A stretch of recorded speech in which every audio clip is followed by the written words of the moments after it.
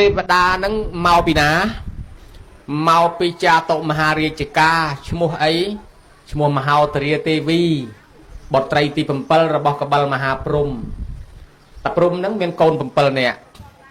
បងគេនឹងនាងតុងសាមាននាងតុងសាមាននាងម៉ាន់ឌាមាននាងរាខ្យសាមានគូរាគៈមាននាងកេរណីកេមរាហើយនឹងមហោទរាតាំងពីដឹងក្តីមកទេវតាទាំង7ហ្នឹងអត់ដែលឮថានរណាមួយមានប្តីសោះ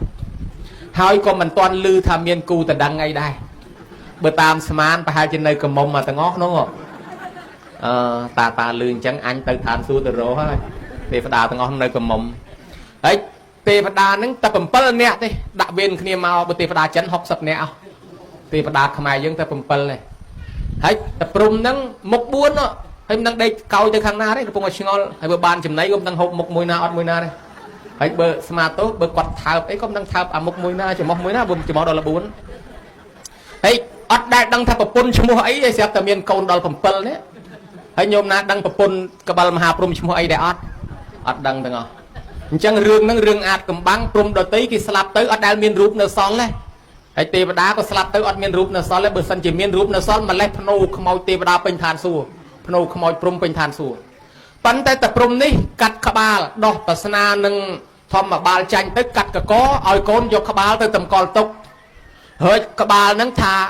បើបោះចូលក្នុងសមុទ្ររីងសមុទ្របើដាក់ក្នុងព្រៃឆេះទឹកឆេះដីឆេះព្រៃបើដាក់លើផែនដីរាំងភ្លៀងឆេះទឹកឆេះដីនេះគិតមើលទៅមិនដឹងថាប៉កែឬចង្រៃទេនេះបើដាក់ទៅតាណាឆេះតំណងអញ្ចឹងបកគលឲ្យកូនយកទៅតម្កល់ទុកនៅមណ្ឌពភ្នំកៃឡាស់ហើយកូនទាំងអស់ត្រូវតែដាក់វេនគ្នាមកដង្ហែក្បាលកបិលមហាព្រំហ្នឹងមួយឆ្នាំមកម្នាក់រួចមានភារកិច្ចអភិបាលថែរក្សាមនុស្ស